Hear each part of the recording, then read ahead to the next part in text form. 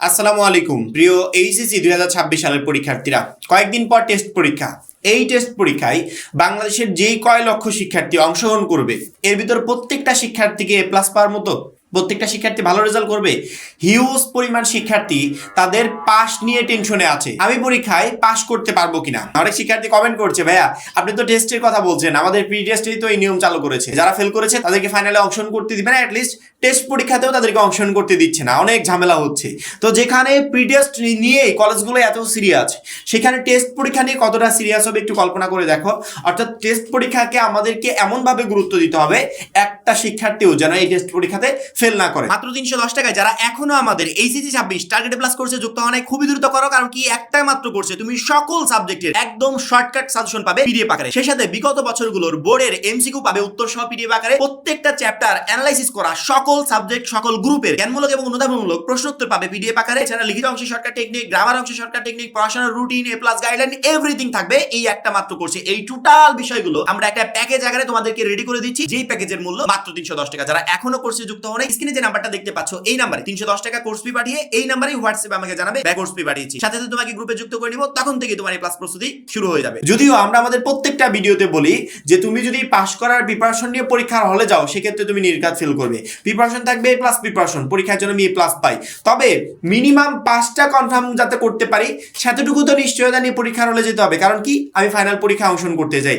এখন যারা দুর্বল, আসলে যারা দুর্বল শিক্ষার্থী, এ প্লাস পাওয়ার মতো না, তারা কিভাবে টেস্ট পরীক্ষায় সহজেই পাস করতে পারবে, বা কোন সাবজেক্টে কোন রুলসগুলো ফলো করলে সেই সাবজেক্টের অল্প প্রিপারেশনে টেস্ট পরীক্ষায় ভালো রেজাল্ট করতে পারবে, আমার মনে হয় আজকের ভিডিওটা প্রত্যেকটা শিক্ষার্থীর মনোযোগ সহকারে দেখা উচিত। এবং যারা আমাদের এখনো 310 টাকার পিডিএফ কোর্সে যুক্ত হও নাই, তাদের খুবই দ্রুত যুক্ত হয়ে যাওয়া উচিত, কারণ কি ওই কোর্সের আমরা একটু আগে যে বিষয়গুলো আলোচনা করলাম, যে যা যা দিয়েছি ওই এভরিথিং তোমাকে টেস্ট পরীক্ষায় যেমন সহজে পাস করতে সহযোগিতা করবে, যারা এ প্লাস পাওয়ার মতো স্টুডেন্ট তাদেরকে এ প্লাস পেতেও প্রচন্ড পরিমাণে হেল্প করবে। আমি যদি প্রথম দিক থেকে একবারে বাংলা প্রথম থেকে আসি, বাংলা প্রথম সহ আমাদের এমসিকিউ এবং সিকিউ আছে এমন যতগুলো সাবজেক্ট আছে, প্রত্যেকটা সাবজেক্টে এমসিকিউতে আলাদা পাস করতে হবে, সিকিউতে আলাদা পাস করতে হবে। অর্থাৎ চিন্তা যেন মাথার ভিতরে এরকম না আসে যে দুইটা মিলে এত নাম্বার পেলে পাস, না, সিকিউ নিয়ে আলাদা প্ল্যানিং, এমসিকিউ নিয়ে আলাদা প্ল্যানিং।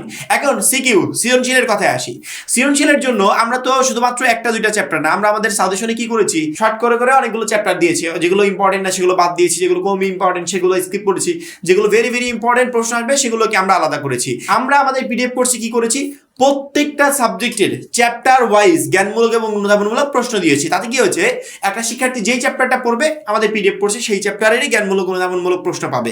গ ঘ আমরা দেই নাই, কারণ কি গ ঘ সাজেশন দিলে তুমি পরীক্ষার হলে কমন পেতে না। গ ঘর জন্য আমরা চ্যাপ্টার ইন্ডিকেট করে দিয়েছি, যে শিক্ষার্থী ওই চ্যাপ্টারটা পড়ো, ওই চ্যাপ্টার থেকে প্রশ্ন আসবে, তুমি ওই চ্যাপ্টারটা পড়ো, ওইখান থেকে প্রশ্ন আসবে। গ ঘর জন্য আমরা এইভাবে চ্যাপ্টারগুলোকে আলাদা করেছি, আর ক খর জন্য আমরা চ্যাপ্টার অ্যানালাইসিস করে তোমাদের তো জ্ঞানমূলক অনুধাবনমূলক প্রশ্নই দিয়ে দিয়েছি। এখন তোমার কাজ, আমরা আমাদের শর্ট সাজেশনে যেখানে তোমার 6টা চ্যাপ্টার ছিল আমরা 4টা করে দিয়েছি, যেখানে 8টা ছিল সেখানে আমরা 5টা বা 6টা করে দিয়েছি। এইভাবে যে শর্ট করে দিলাম, তোমার কাজ হবে আমাদের সিকিউতে, প্রত্যেকটা সাবজেক্টে যে শর্ট চ্যাপ্টারগুলো আমরা দিয়েছি, শুধুমাত্র তুমি ওই শর্ট চ্যাপ্টারগুলো পড়বে, ওর বাইরে আর একটা চ্যাপ্টার পড়বে না। এমসিকিউর জন্য আমি যদি আমার 5টাকে একবার মোটামুটি ভাবে কনফার্ম করতে চাই, তাহলে সিকিউর জন্য ওই চ্যাপ্টারগুলো তোমাকে কমপ্লিট করতে হবে। এমসিকিউর জন্য কি করতে হবে, এমসিকিউর জন্য যেই চ্যাপ্টারগুলো তোমাকে সিকিউর জন্য দিয়েছি ওই চ্যাপ্টারগুলোই তুমি এমসিকিউর জন্য পড়বে। হয়তো তুমি 30টার ভিতর 30টা এমসিকিউ কমন পাবে না, 25টার ভিতর 25টা কমন পাবে না, কিন্তু পাস করার জন্য মোটামুটি ভালো পরিমাণে এমসিকিউ তুমি কমন পাবে। অর্থাৎ 10টা 15টা 20টা এরকম করে তুমি এমসিকিউ কমন পাবে। যদি 30টা এমসিকিউ থাকে, তাহলে দেখা গেলো যে চ্যাপ্টারগুলো আমরা দিয়েছি সেখান থেকে তুমি 20টা এমসিকিউ ইজিলি কমন পেয়ে যাবে। অর্থাৎ তোমাকে পুরো বইটা কমপ্লিট করতে হচ্ছে না। যদি 25টা থাকে, দেখা গেলো 15টা 16টা তুমি ইজিলি কমন পেয়ে গেলে। অর্থাৎ তোমার মাথায় যদি এরকম প্ল্যানিং থাকে যে আমি তো এইচএসসি লেভেলে খুবই দুর্বল, আমি অন্যান্য যারা এ প্লাস প্রিপারেশন নিচ্ছে বা এ প্লাস পাবে নিশ্চিত, তাদের মতো আমি না, সেক্ষেত্রে তোমাকে চিন্তা করতে হবে যেন মিনিমাম আমি আমার 5টা যেন কনফার্ম করতে পারি। অর্থাৎ 5টা কনফার্ম করতে হলে বাংলা প্রথমে যে প্ল্যানিংটা বললাম, এই সেম প্ল্যানিং যেই সাবজেক্টগুলোতে এমসিকিউ এবং সিকিউ আছে, অর্থাৎ এমসিকিউতে আলাদা পাস করতে হবে, সিকিউতে আলাদা পাস করতে হবে, প্রত্যেকটা সাবজেক্টের জন্য সেম প্ল্যানিং তুমি অ্যাপ্লাই করবে। যেমন আমি আইসিটি নিয়ে উদাহরণ দিই। আইসিটিতে তুমি কি করবে, আইসিটিতে মনে করো আমরা 3টা চ্যাপ্টার দিয়ে বলেছি, কোনো শিক্ষার্থী যদি এই 3টা চ্যাপ্টার কমপ্লিট করে এনাফ, এই 3টা চ্যাপ্টার থেকে সে টোটালি 5টা প্রশ্নের অ্যান্সার করতে পারবে। অর্থাৎ 3টা চ্যাপ্টার পড়ে গেলে 5টা প্রশ্ন কমন থাকছে। এখন আমরা এমসিকিউর জন্য কি বলেছি, এমসিকিউর জন্য মোটামুটি সবগুলো চ্যাপ্টার পড়তে হবে, কারণ কি এমসিকিউ সকল চ্যাপ্টার থেকে আসবে। এখন যে মিনিমাম 5টা কনফার্ম করতে চায় তাকে কি করতে হবে, যে 3টা চ্যাপ্টারের কথা বলেছি ওই 3টা চ্যাপ্টার সে কমপ্লিট করবে।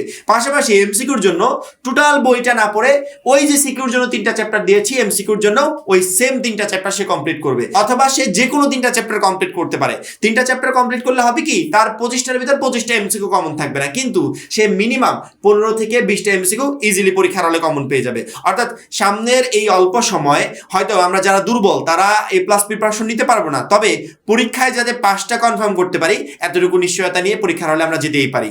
কোনোভাবে টেস্ট পরীক্ষায় ফেল করলে ফাইনালে অ্যালাউ করবে না, সেক্ষেত্রে টেস্ট পরীক্ষাটাকে গুরুত্ব দিতে হবে। যারা A+ প্রিপারেশন নিয়ে যেতে চাও, আমাদের পিডিএফ পড়ছি আমরা যা যা দিয়েছি সেগুলো অনুযায়ী প্রিপারেশন নাও, ইনশাআল্লাহ A+ প্রিপারেশন নিয়ে পরীক্ষার হলে যেতে পারবে এবং A+টাও কনফার্ম করতে পারবে। আর যাদের মনে সন্দেহ আছে যে আমি তো ওই লেভেলের স্টুডেন্ট না, আমি একটু তুলনামূলক অন্যদের থেকে দুর্বল, তারা কি করবে, আমাদের সাজেশনটা ফলো করে ওই সেম অধ্যায়গুলো সিকিউর জন্য এবং সেম অধ্যায়গুলোই এমসিকিউর জন্য পড়বে। আমি যদি ইংরেজি নিয়ে কথা বলি, ইংরেজি তো আলাদা 2টা পার্ট, প্রথম পত্র দ্বিতীয় পত্র, অন্যান্য সাবজেক্টের মতো না সিকিউ এমসিকিউ আলাদা এরকম করে নাই।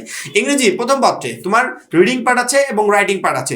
প্রত্যেকটা সাবজেক্টে ইংরেজিতে ভালো করতে হলে আগে রাইটিং পার্টটায় ফোকাস দিবে, কারণ কি রাইটিং পার্টটা একটু ইজি, সহজে নাম্বার তোলা যায়। আমরা যে সাজেশনগুলো দিয়েছি সেই সাজেশন অনুযায়ী পড়বে। পাশাপাশি রাইটিং পার্টের প্রত্যেকটারই শর্টকাট ফরম্যাট দিয়েছি, যেগুলো তোমাকে পরীক্ষায় সকল প্রশ্নের অ্যান্সার করতে সহযোগিতা করবে। সেক্ষেত্রে রাইটিং পার্টটার উপর একটু বেশি করে ফোকাস দিবে, কারণ কি রাইটিং পার্টে সহজেই প্রিপারেশন নেওয়া যায়, একটু ভালো করে গুরুত্ব দিলে রাইটিং পার্টে ভালো নাম্বার পাওয়া যায়। এর জন্য রাইটিং পার্টের প্রত্যেকটা প্রশ্ন কমপ্লিট করবে ইনশাআল্লাহ। রাইটিং পার্টই তোমাকে ইংরেজিতে পাস করতে, ভালো একটা রেজাল্ট করতে সহযোগিতা করবে। রাইটিং পার্টটা কমপ্লিট করার পর পরবর্তীতে যতটুকু সময় বাড়তে থাকে এই টোটাল সময়টা আমি ইংরেজি প্রথম পত্রের রিডিং পার্ট এবং ইংরেজি দ্বিতীয় পত্রের গ্রামার অংশে দিব। রাইটিং পার্টটা কনফার্ম করে পরীক্ষার হলে সুন্দর করে গুছিয়ে লেখে তার পরবর্তীতে আমি রিডিং পার্ট এবং গ্রামার পার্টের যতটুকু অ্যান্সার করব ওইটা আমার বোনাস নাম্বার হিসেবে আমার ইংরেজি প্রথম এবং দ্বিতীয় পত্রে যুক্ত হবে।